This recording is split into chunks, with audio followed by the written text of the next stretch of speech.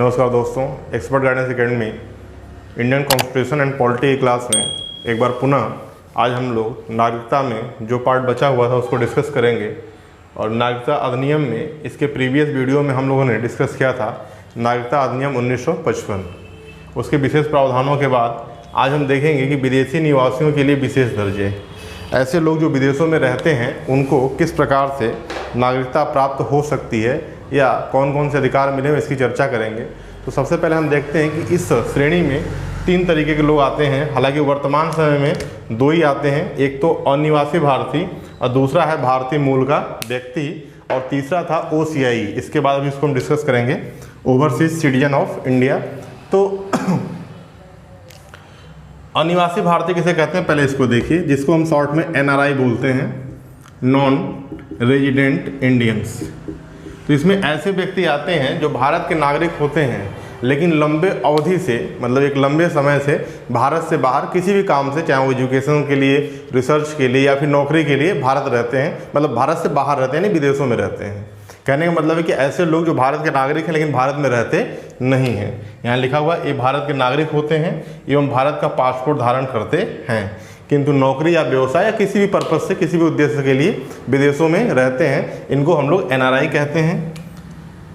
अगर हम इनके अधिकारों की बात करें तो जितने अधिकार एक सामान्य भारतीय नागरिक को प्राप्त होता है उतने ही अधिकार इनको भी प्राप्त होते हैं। इनको मतदान देने का अधिकार है, इनको चुनाव लड़ने का अधिकार है, सब कुछ, सारे अधिकार इनको भी प्राप्त होते हैं जिस प्रकार से भारतीयों को अधिकार प्राप्त होते हैं। ठीक, तो NRI को आप किसी भी तरीके से विदेशी नहीं समझेंगे, ये बात आप जानते रहिए। NRI का मतलब नॉन रेजिडेंट इंडियंस है, ऐसे इंडियंस यानी जो भारतीय हैं लेकिन वो कहाँ रहते हैं, विदेशों में रहते हैं। ठीक, तो पहला श्रेणी ये आ गया जो विदेश में निवास करते हैं लेकिन हैं कौन, भारतीय हैं। ठीक, ये इनको सभी जितने भी नागरिकों को अधिकार प्राप्त, वही अधिकार इनको भी प्राप्त है। आगे देखेंगे जो दूसरा आता है भारतीय मूल का व्यक्ति, पर्सन ऑफ इंडियन ओरिजिन, है ना। तो सबसे पहले ऐसे विदेशी नागरिक जिसने कभी भी भारतीय पासपोर्ट को धारण किया हुआ हो, मतलब जो अभी विदेश में रहता हो लेकिन वो कभी भी, मतलब पूरे अपने जीवन काल में भारतीय पासपोर्ट को, यानी वो भारत का नागरिक रहा हो, या फिर जिसके माता पिता, नाना नानी, दादा दादी में से कोई भी जो भारत शासन अधिनियम 1935 था उसके तहत जो परिभाषित किया गया भारत का नागरिक रहा हो, ठीक, वह भारतीय मूल का व्यक्ति कहलाता है। ठीक, लेकिन इसमें पाकिस्तान, नेपाल, भूटान, बांग्लादेश, चीन और अफगानिस्तान के नागरिक शामिल नहीं हो सकते, है ना। कहने का मतलब ये है कि भारतीय मूल का व्यक्ति कौन कहलाएगा, जो या तो स्वयं कभी भारत का नागरिक रहा हो या फिर जिसके माता पिता, दादा दादी या नाना नानी जो अविभाजित भारत में भारत शासन अधिनियम 1935 था उसके अंतर्गत जिनको नागरिक परिभाषित किया गया था उसके अंतर्गत, मतलब भारत के नागरिक रहे हों। या इसमें एक चीज़ और शामिल है, या ऐसे क्षेत्र का नागरिक जो 15 अगस्त 1947 के बाद भारत में, मतलब समाहित कर लिया हो, सम्मिलित कर लिया हो, या वहाँ का नागरिक होगा तो वह भारतीय मूल का व्यक्ति कहलाएगा। लेकिन वह इस समय पाकिस्तान, नेपाल, भूटान, बांग्लादेश, चीन, अफगानिस्तान के नागरिक नहीं होना चाहिए, क्योंकि ये सभी कभी न कभी भारतीय मूल के व्यक्ति थे ही, ये भारतीय उपमहाद्वीप से ही अलग हुए हैं। ठीक, इसलिए ये भारतीय मूल के व्यक्ति, पर्सन ऑफ इंडियन ओरिजिन। इसके बाद हम तीसरी कैटेगरी देखेंगे, ओवरसीज सिटीजन। तो पहले इसको आप नोट कर लेंगे, फिर आगे तीसरी कैटेगरी की बात करते हैं। आइए देखते हैं जो तीसरा प्रकार है जिसे हम कहते हैं भारत के समुद्र पारीय नागरिक, है ना।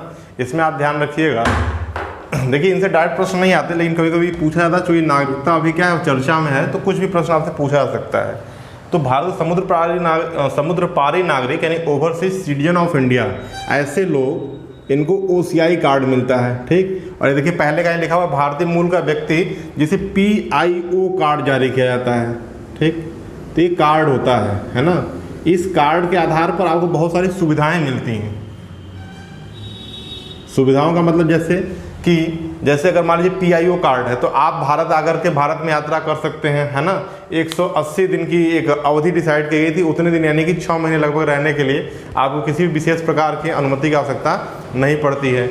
OCI कार्ड धारक यदि आप है तो आपको लाइफ टाइम वीज़ा मिल सकता है भारत में रहने का, है ना, मतलब वीज़ा के आधार पर आप भारत में रह सकते हैं। यात्रा के लिए पंजीकरण कराने की आवश्यकता नहीं पड़ती, तो ये सारी फैसिलिटी मिल जाती है। ठीक। लेकिन एक बात ध्यान रखिएगा, चाहे PIO कार्ड धारक हो चाहे OCI कार्ड धारक हो, यह भारत के नागरिक नहीं होते हैं, है ना। बस जैसे इसमें हमने आपसे चर्चा की कि वो योग्यता रखते हैं। यहाँ पर देखिए, कोई भी व्यक्ति जो बांग्लादेश एवं पाकिस्तान का नागरिक नहीं है, यहाँ पर देखिए इतने सारे देशों की चर्चा की गई थी, यहाँ पर जब OCI कार्ड का कॉन्सेप्ट लाया गया तो इसमें बांग्लादेश और पाकिस्तान का जिक्र किया गया। हाँ, ये बात जरूर उसमें लिखा गया है कि भारत सरकार चाहे तो इस प्रयोजन में अन्य देशों का नाम डाल सकती है, वो चाहे तो और भी देशों का नाम डाल सकती है कि उनके लिए व्यवस्था नहीं है। तो ये देखिए, मैं बार बार इसलिए बता रहा हूँ, जैसे अभी CAA पे विरोध हो रहा था कि इसमें इन देशों का नाम सम्मिलित नहीं है, केवल इन्हीं देशों का नाम क्यों सम्मिलित है, तो इसलिए कि ऐसा नहीं कि वो पहली बार हुआ है, ये पहले भी होता था। सरकारें अपने हिसाब से जो है नियमों में किस देश को रखना किस देश को नहीं रखना है वो करती थी, ठीक है। तो यहाँ भी कंडीशन है कि वो बांग्लादेश और पाकिस्तान का नागरिक नहीं है, ठीक, और न ही कभी रहा हो, है भी नहीं, पहले भी कभी वो नहीं रहना चाहिए। निम्नलिखित में से कोई भी शर्त पूरी करने पर भारत के समुद्र पारी नागरिक की श्रेणी में आ जाता है। मतलब नीचे जो ये शर्त लिखी गई, इनमें से कोई भी अगर शर्त कंप्लीट करता है तो उसको OCI कार्ड इशू हो सकता है, दिया जा सकता है।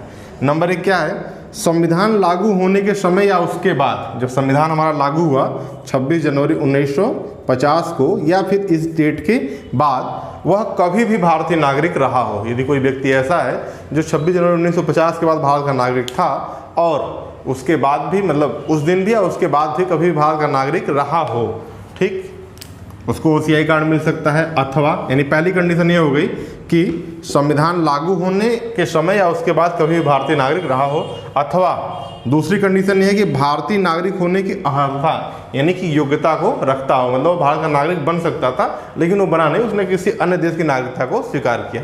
लेकिन इस संदर्भ में बांग्लादेश पाकिस्तान की बात को इसीलिए छोड़ा गया क्योंकि यहाँ का हर एक व्यक्ति भारत का नागरिक बनने की योग्यता रखता था जब संविधान लागू हुआ था, लेकिन उसने नहीं बना, तो इसलिए इसको क्या कर दिया गया, बाहर कर दिया गया। नहीं तो फिर ऐसे पूरे बांग्लादेश और पाकिस्तान में लोगों को OCI कार्ड मिल जाता। अब आपको चीज़ें धीरे धीरे समझ में आ रही होंगी। और किसी भी चीज़ को, किसी भी अधिनियम का हिस्सा क्यों बनाया जाता है, इस बात को आपको समझना पड़ेगा। इसीलिए मैं कह रहा हूँ बार बार इसको नोट करके एक बार जब आप पढ़ेंगे तो आपको रियलिटी समझ में आने लगेगा। तीसरा है, तीसरी कंडीशन क्या है, या फिर वह किसी ऐसे क्षेत्र से संबंधित हो जो 15 अगस्त 1947 के बाद भारत का अंग बना हो, ठीक, तब भी उसे क्या है OCI कार्ड मिल जाएगा। जैसे मान लीजिए सिक्किम का कोई व्यक्ति हो जो 15 अगस्त 1947 के बाद भारत का अंग बना, ठीक, तो अगर वहाँ का कोई व्यक्ति है जो इस समय कहीं और रह रहा है तो उसको OCI कार्ड इशू हो सकता है ना। आगे देखिए, क्योंकि वो भी भारत का नागरिक एक समय में रह चुका है, ठीक। इसके बाद ये दिया गया है कि यदि इन तीनों में से, है ना, उपर्युक्त तीनों के अलावा जो है, इसमें एक शर्त की बात और की गई थी कि अगर उपर्युक्त तीनों वर्गों में से जो भारत के नागरिक होंगे, अगर मान लीजिए जैसे किसी का पोता पोती है ना, चाहे लड़का चाहे लड़की, ठीक, या फिर पुत्र पुत्री, या फिर उसे क्या बोलते हैं, नाना वाले रिश्ते को नाती पुत्र, नाती और नतनी आप समझ सकते हैं, है ना। यानी इन तीन वर्गों में आने वाले व्यक्तियों का चाहे कोई पौत्र हो या पौत्री हो या नाती नतनी हो या पुत्र पुत्री हो, वो भी OCI कार्ड उनको इशू हो सकता है। मतलब अगर अभी कोई ऐसा व्यक्ति है जो विदेश में रह रहा हो, उसके दादा दादी इन तीनों में से किसी वर्ग में आते हों, या उनके नाना नानी किसी वर्ग में आते हों, या फिर उनके माता पिता किसी भी तीनों में से किसी भी एक योग्यता धारण करते हों, तो उनके बच्चों को भी OCI कार्ड मिल जाएगा, यानी उस व्यक्ति को भी OCI कार्ड मिल जाएगा, ठीक। जब संशोधन हुआ इसी जो नागरिकता अधिनियम 1955 था, ठीक, इसमें संशोधन किया गया। तो एक संशोधन हुआ था इसके पहले 2019 से पहले 2015 में, तो नागरिकता संशोधन अधिनियम 2015 के तहत OCI कार्ड और PIO कार्ड का जो विभेद था इसको समाप्त कर दिया गया। अब भारत सरकार PIO कार्ड जारी नहीं करती, अब OCI कार्ड मतलब इस कैटेगरी को भी OCI कार्ड में ही क्या सम्मिलित कर लिया गया है, ठीक। इस बात को आप ध्यान रखिएगा। ये जो हुआ कब हुआ, तो नागरिकता संशोधन अधिनियम 2015 से, है ना, ठीक। तो इस संशोधन अधिनियम से जो है इन दोनों के विभेद को समाप्त कर दिया गया। एक एग्जाम में प्रश्न पूछा जाता है, ठीक। रही बात अधिकारों की, तो बहुत लंबी सूची है, उतना डेप्थ में आपको नहीं पढ़ना है। इतना आप जानिएगा कि NRI जो होते हैं वो पूर्णतः भारतीय लोग ही हैं, है ना, उनको सभी भारतीय नागरिकों के अधिकार प्राप्त होते हैं। और OCI हो चाहे PIO कार्ड धारक हों, इन लोगों को, ये भारत के नागरिक होते नहीं हैं, हाँ भारत के नागरिक बन सकते हैं, इस बात में इनको सुविधा होती है। भारत आने जाने, भारत में व्यवसाय करने में कुछ इनको क्या है, सुविधाएं मिलती हैं, ठीक। लेकिन मतदान का अधिकार नहीं है, संवैधानिक पदों पर नियुक्ति का अधिकार नहीं है ना, तो ये सारी चीज़ें इनको प्राप्त नहीं हैं। बाकी PDF के माध्यम से नोट्स मिल जाएगा, उसको एक बार अगर आप चाहें तो पढ़ लेंगे तो भी आपकी चीज़ें क्या हो जाएंगी, क्लियर हो जाएंगी। तो यहाँ तक इसको आप नोट कर लेंगे। आइए अब बात करते हैं नागरिकता संशोधन अधिनियम 2019 का, जो इस कोविड से पहले सबसे ज़्यादा चर्चा में रहने वाला विषय बना हुआ था। पहली बात आप जानिएगा कि जो नागरिकता संशोधन अधिनियम 2019 है, यह किस अधिनियम में संशोधन का प्रावधान करता है। तो नागरिकता संशोधन अधिनियम 2019 नागरिकता अधिनियम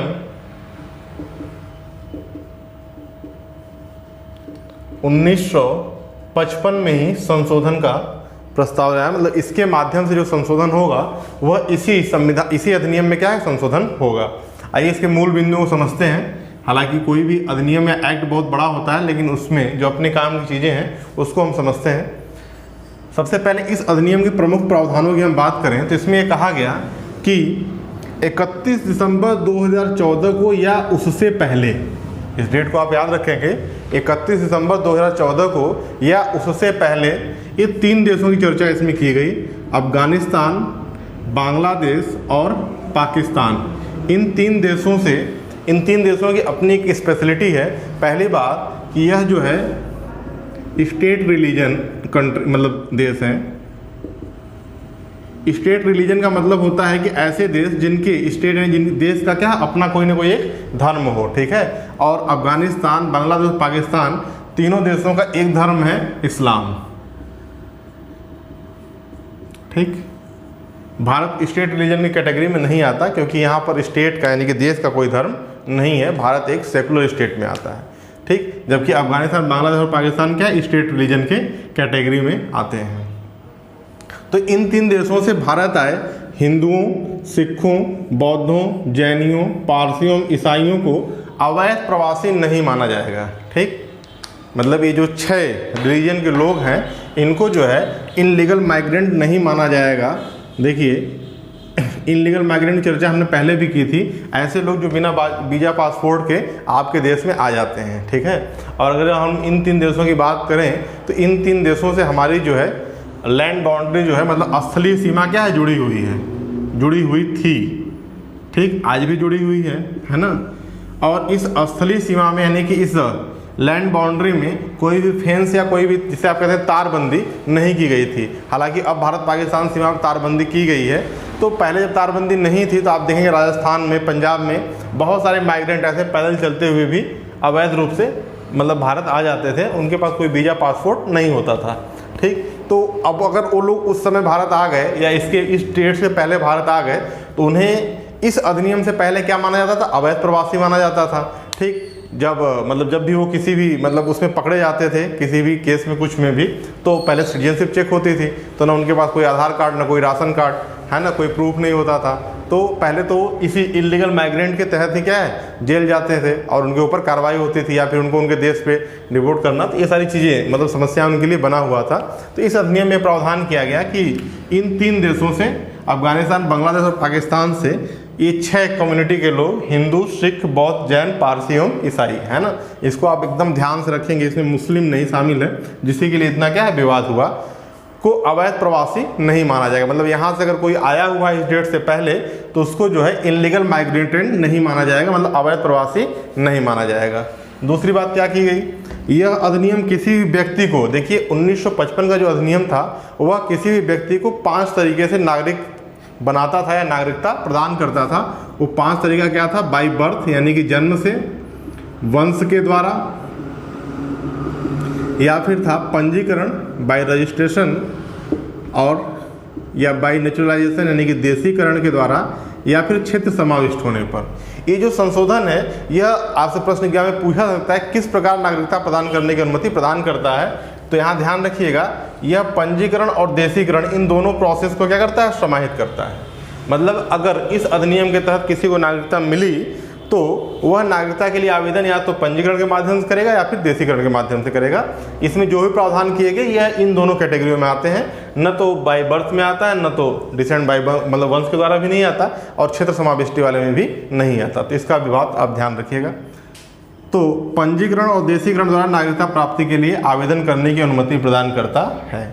तीसरी बात इसमें यह है कि देखिए, इसके पहले जो प्रावधान किया गया था कि कोई भी व्यक्ति जो भारत आएगा, है ना, और भारत में आ करके यदि उसे नागरिकता चाहिए तो उसे 11 वर्ष भारत में बिताना होगा, है ना। ये प्रावधान किया गया था 1955 के बाद संशोधन करके, है ना, अलग अलग संशोधनों के माध्यम से यह 11 वर्ष का प्रावधान कर दिया गया था कि आपको भारत की नागरिकता प्राप्त करने के लिए भारत में 11 वर्ष क्या करना पड़ेगा, रहना पड़ेगा।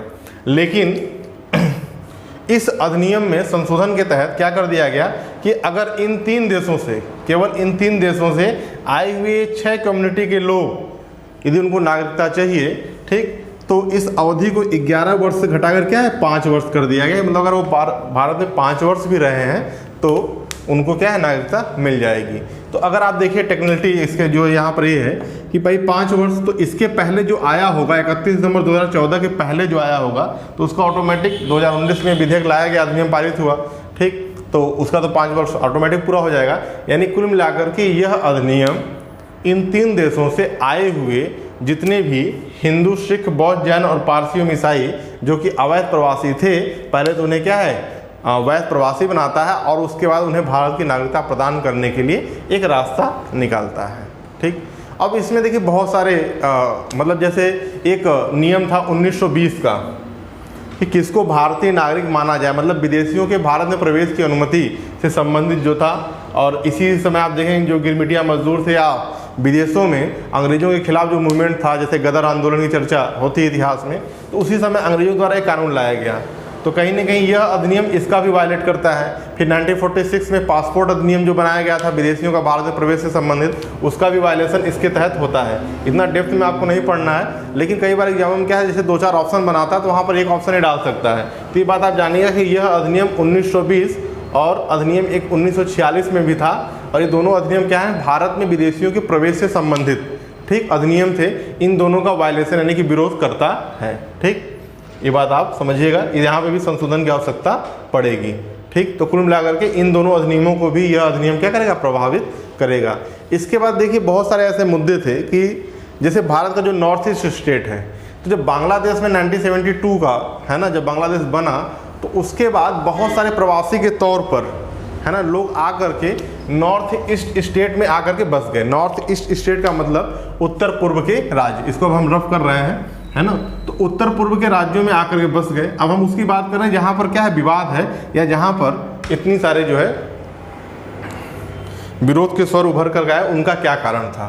तो उत्तर पूर्व के राज्यों को यदि आप देखें तो उत्तर पूर्व के राज्यों में हमारा आता है पहले तो असोम, पुराना नाम इसका असम था, अब इसका नाम असोम हो गया है, ठीक। इसके बाद मेघालय,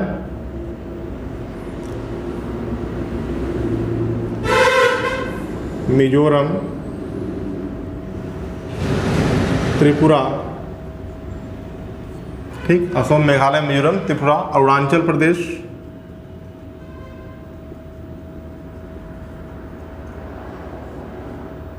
ठीक।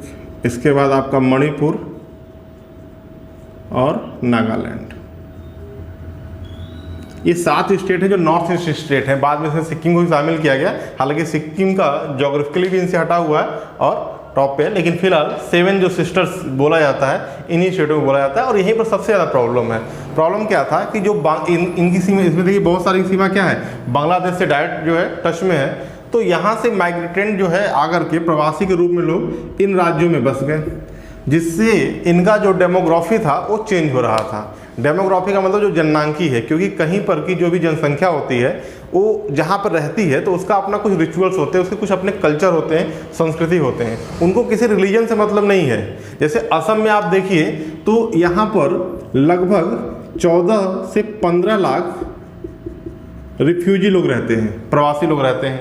और इसमें ऐसा नहीं 14 से 15 लाख लोग प्रवासी रूप में रहते हैं तो सब जो है क्या है, इसमें से लगभग 11 लाख लोग हिंदू ही हैं, अब यदि अगर इनको इस अधिनियम के तहत इनको नागरिकता मिल जाएगी तो ये असम के क्या हो जाएंगे, परमानेंट निवासी हो जाएंगे, यानी कि वहाँ पर रहने लगेंगे। ठीक, दूसरी बात क्या होगा, तो जब ये लोग वहाँ पर रहेंगे तो जो अभी असम में विवाद है कि वहाँ के संसाधनों पर लेकर के भाई बाहर से लोग आ रहे हैं, संसाधन कम पड़ेंगे, इस पर इनका भी अधिकार होगा, नौकरियों में भी इनकी सहभागिता बढ़ेगी, तो वो लोग जो वहाँ पे मूल निवासी हैं वो क्या है, माइनॉरिटी में चले जाएंगे, अल्पसंख्यक हो जाएंगे, कम हो जाएंगे, और उनका कल्चर क्या है, डोमिनेंट हो जाएगा, दब जाएगा, इनके आगे ये प्रभावी हो जाएंगे, इफेक्टिव हो जाएंगे। तो इसलिए उनका अपना विरोध था कि भाई ये अगर हमारे यहाँ लागू होगा तो इससे क्या होगी, दिक्कत होगी।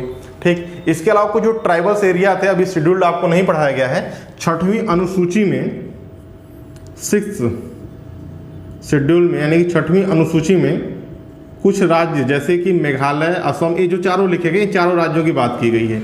ये चारों राज्य 6वीं अनुसूची के राज्य हैं, और यहाँ पर कुछ ट्राइबल्स डिस्ट्रिक्ट हैं जिनको क्या है, जैसे चकमा जिला है ना, और अलग अलग त्रिपुरा में भी ट्राइबल्स एरिया है, तो वहाँ पर भी इन ट्राइबल्स एरिया में 6वीं अनुसूची के तहत किसी भी कानून को लागू होने के लिए, है ना, वहाँ का जो मतलब जो रीजनल गवर्नमेंट होती है उससे परमिशन लेना पड़ता है, या फिर राष्ट्रपति की अनुमति के बाद ही भारत सरकार का कोई कानून वहाँ पर लागू होता है। तो अभी जो है इसमें, इस संविधान में ये भी प्रावधान किया गया, सॉरी इस अधिनियम में यह भी प्रावधान किया गया कि 6वीं अनुसूची के राज्यों पर यह लागू नहीं होगा, राज्यों पर यह लागू नहीं होगा। ठीक, तो 6वीं अनुसूची में जो राज्य आते हैं ना, तो ये आप समझिएगा एक बात यहाँ पर कि ये पूरे राज्य नहीं आते, जैसे असम का सिर्फ कार्बी-आंगलोंग क्षेत्र आता है ना, पूरा असम नहीं आ जाएगा, तो कार्बी-आंगलोंग में रहने वालों चलिए लागू नहीं होगा, लेकिन बाकी असम में तो होगा ना, इसीलिए असम में इसको लेकर के विरोध था। ठीक, बात समझ आई नहीं। और जो एक बात की जाती है एनआरसी का, तो ये क्या है, एनआरसी जो है आपका एक तरीके से राष्ट्रीय मतलब नेशनल रजिस्टर ऑफ सेंसस, मतलब कि यह क्या है, जनसंख्या का एक राष्ट्रीय रजिस्टर है। तो इसका मतलब क्या रह गया, जब बाहरी लोगों को भी आप नागरिक बना देंगे तो राष्ट्रीय नागरिकता रजिस्टर का कोई मतलब नहीं रह जाता है। तो इसलिए भी इसका क्या है, असम में विरोध हुआ। और हाँ, ये ध्यान रखिएगा, देखिए भी मैं बताना भूल गया था आपको कि अधिनियम में यह भी प्रावधान किया गया है कि इन राज्यों में यह लागू नहीं होगा, है ना, इन राज्यों के जो ये क्षेत्र है 6वीं अनुसूची के तहत वहाँ पर यह लागू नहीं होगा। इसके अलावा आप देखिए एक कॉन्सेप्ट था इनर लाइन परमिट का, है ना, inner line permit. Inner line permit का मतलब क्या है कि अपने देश के अंदर ही कुछ राज्यों में जाकर के बसने के लिए, ज़मीन खरीदने के लिए, या फिर कुछ भी काम करने के लिए आपको परमिट की आवश्यकता पड़ती थी। और यह इनर लाइन परमिट 2 राज्यों को पहले मिला हुआ था, अरुणाचल प्रदेश और नागालैंड को, है ना। तो इनर लाइन परमिट वाले राज्यों में भी यह कानून लागू नहीं होगा। जब मणिपुर ने भी कहा कि भाई हमारे यहाँ भी ये समस्या आ सकती है कि हमारे यहाँ भी क्या है, माइग्रेंट ट्रेंड बहुत ज़्यादा है जो बांग्लादेश से एक्चुअली आए हुए हैं। ठीक, और ऐसा नहीं कि वो केवल मुस्लिम है, वो इन कम्युनिटी यानी हिंदू भी उसमें बहुत ज़्यादा संख्या में है। तो फिर मणिपुर को भी इनर लाइन परमिट वाले राज्यों में सम्मिलित कर लिया गया भारत सरकार द्वारा, संघ सरकार के द्वारा। कहने का मतलब है कि इनर लाइन परमिट के द्वारा अरुणाचल प्रदेश, मणिपुर, नागालैंड में यह अधिनियम लागू नहीं होगा। असम, मेघालय, मिजोरम, त्रिपुरा के वह क्षेत्र जो 6वीं अनुसूची के अंतर्गत आते हैं, जो ट्राइबल्स एरिया, आदिवासी एरिया हैं, वहाँ पर भी यह नियम लागू नहीं होगा। ये प्रश्न आपसे एग्जाम में पूछा जा सकता है। ठीक, तो ये तो हो गया संवैधानिक प्रावधानों की बात। अब जैसे जो इसको क्रिटिसाइज करने की बात की जा रही है, तो अभी देखिए मौलिक अधिकार आप नहीं पढ़े हैं, लेकिन अनुच्छेद 14 के तहत विधि के समक्ष क्षमता का अधिकार है, या विधि के समान संरक्षण का अधिकार है, जिसको बाद में परिभाषित और अच्छे ढंग से परिभाषित किया गया। तो वहाँ पर आप देखेंगे जो अनुच्छेद 14 के तहत अधिकार मिला हुआ है वह नागरिक को नहीं, व्यक्ति को मिला हुआ है। ठीक, और इस आधार पर यह अधिनियम जो है व्यक्ति को मिले हुए उस समानता के अधिकार का उल्लंघन करता है। क्यों? क्योंकि यह भाई ये भेदभाव है। कहीं और से अगर कोई आ रहा है, अगर इन 3 को छोड़ दिया जाए, बांग्लादेश, पाकिस्तान और अफगानिस्तान से अगर कोई मुसलमान मतलब आ रहा है, या कोई भी व्यक्ति आ रहा है, ठीक, तो उनके लिए विशेष व्यवस्था हो गई, उनको 5 साल में नागरिकता मिल जाएगी। बाकी कहीं और से आ रहा तो उसको 11 साल में मिलेगी। तो व्यक्ति के साथ भेदभाव हुआ। इस आधार पर लोग जो है इसको चैलेंज कर रहे हैं। हालांकि इसमें चूँकि नागरिकता के संबंधित अधिकार मतलब बनाने का अधिकार जो है संसद के पास है, तो वहाँ ज़्यादा कुछ होगा नहीं, लेकिन जो अधिकार या जो बात की जा रही है वो यही कि विधि की समझ क्षमता के अधिकार का यह कानून उल्लंघन करता है। दूसरी बात यह है कि भाई जैसे भारत के जितने भी संविधान में मतलब या ऐसे भी जो अधिनियम बनाए गए वो कोई भी ऐसा नहीं था जो रीजनल आधार पर क्या करे, किसी के साथ भेदभाव करे धर्म के आधार पर। तो इसमें कहा कि भाई आपने मुस्लिमों को क्यों छोड़ दिया, तो सरकार का अपना पक्ष था कि मुस्लिम कम्युनिटी को यदि हम शामिल करते तो बहुत सारे लोग ऐसे हो सकते हैं, है ना। जैसे भी देखिए रोहिंग्या की बात हो रही है, रोहिंग्या क्या है, म्यांमार से बांग्लादेश आ रहे हैं, बांग्लादेश से भारत आ रहे हैं,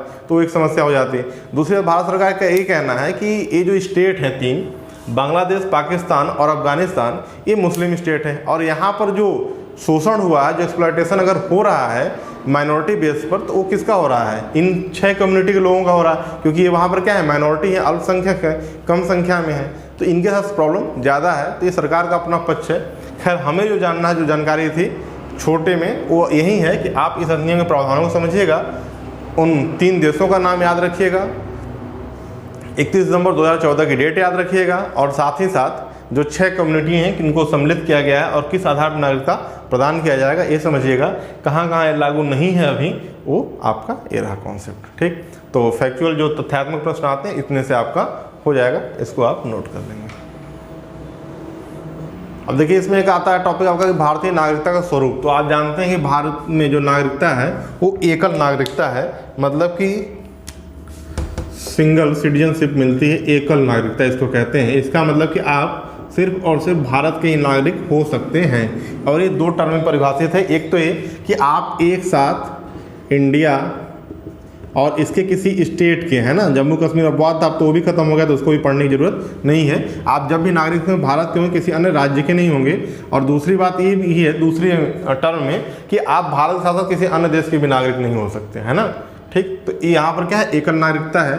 दूसरी बात, भारत में नागरिकता सिर्फ और सिर्फ प्राकृतिक, है ना, स्वरूप को प्रदान की जाती है, यानी प्राकृतिक व्यक्ति को ही नागरिकता प्रदान की जाती है।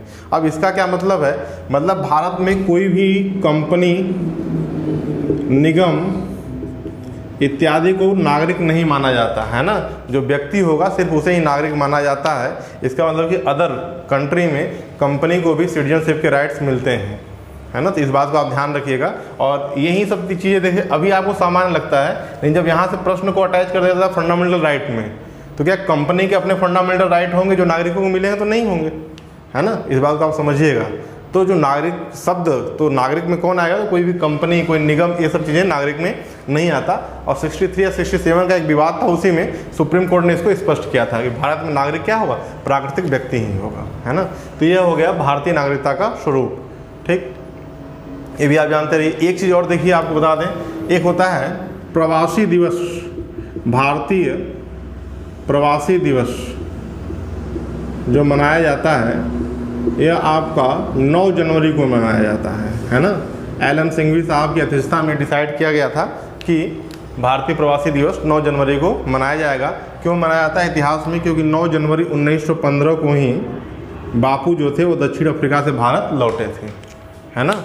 ठीक, इसलिए इस डेट को जो है हम लोग भारतीय प्रवासी दिवस के रूप में मनाते हैं। तो ये रहा आपकी नागरिकता संबंधी जितने भी इम्पॉर्टेंट चीज़ें थी, उसको हम लोगों ने 3 पार्ट में डिस्कस किया। इसके बाद नेक्स्ट वीडियो में हम लोग जो है संविधान का सबसे इम्पोर्टेंट टॉपिक, एग्जाम के लिए सबसे रिलेवेंट कोई भी पेपर हो, 1-2 क्वेश्चन यहाँ ज़रूर पूछे जाते हैं, उसका नाम है फंडामेंटल राइट, यानी भारत में जो लोगों को मिला हुआ भारतीय संविधान में मौलिक अधिकार, राज्य के खिलाफ व्यक्ति को मिला हुआ जो अधिकार है जिसको मौलिक अधिकार हम कहते हैं, भाग 3 में अनुच्छेद 12 से लेकर के 35 तक इसकी चर्चा है और इसके बारे में हम लोग डिस्कशन करेंगे। Thank you.